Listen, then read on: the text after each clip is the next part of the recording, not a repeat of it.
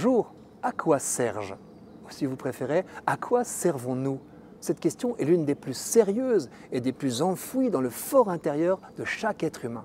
Quelle est notre utilité? À quoi sommes-nous appelés? C'est une question d'écologie humaine par excellence, car l'humanité, au contraire du reste de la création, est taraudée depuis sa nuit des temps par la quête du sens. Sens de la vie, sens de l'histoire, des origines et du but. Pourquoi sommes-nous là? Et aussi, pourquoi en deux mots? On peut bien s'étourdir dans des activités superficielles, amasser des biens, conquérir le pouvoir ou les honneurs, collectionner les conquêtes sans jamais s'en rassasier. On aura beau s'enfermer dans nos compulsions, nos rêves ou nos idéologies, le réel revient toujours au galop. L'homme est un chercheur de sens, il a toujours soif d'absolu. Cette soif nous aiguillonne tant que dure la vie et ressurgit souvent à l'approche de la mort, si nous avons la chance de pouvoir nous y préparer. Quand les souffrances physiques, psychologiques et sociales inhérentes à la fin de vie sont soulagées, demeure comme une peine de cœur en forme d'attente, celle d'un sens qui dépasse l'ici-bas. J'en entends qui murmurent « le sens est donné par l'amour ».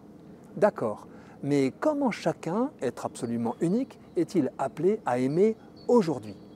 Sans attendre le dernier soupir, nous pouvons nous y arrêter. Faire une pause, comme le suggère Philippe Pozzo di Borgo, qui doit à sa tétraplégie de s'être ralenti pour trouver un sens à sa vie. Pour discerner son appel personnel, 3 approches peuvent être articulées. D'abord, récapituler d'où l'on vient, prendre conscience de ses racines, de l'humus où nous sommes nés, enrichis par nos rempotages successifs.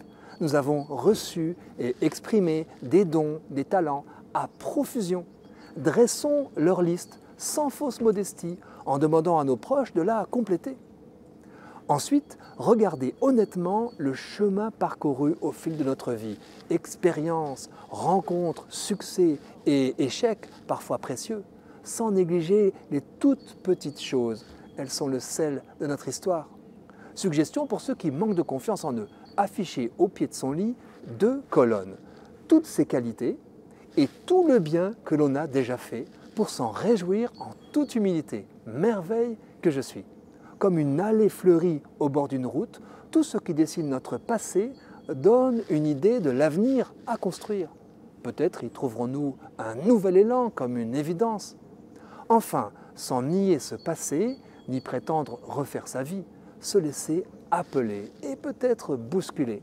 Cela suppose d'oser actualiser notre désir de bien, d'absolu, tout en le partageant avec ceux auxquels notre destin est lié, pour rentrer dans le mystère de notre identité personnelle. Nous avons un nom caché, notre vrai nom, secret et intime, cadeau divin que nul n'a jamais fini de découvrir, et c'est par ce nom que Dieu nous appelle. Peu importe alors que notre réponse apparaisse raisonnable ou folle, suppose des changements spectaculaires ou une discrète mutation intérieure et reste incomprise du monde.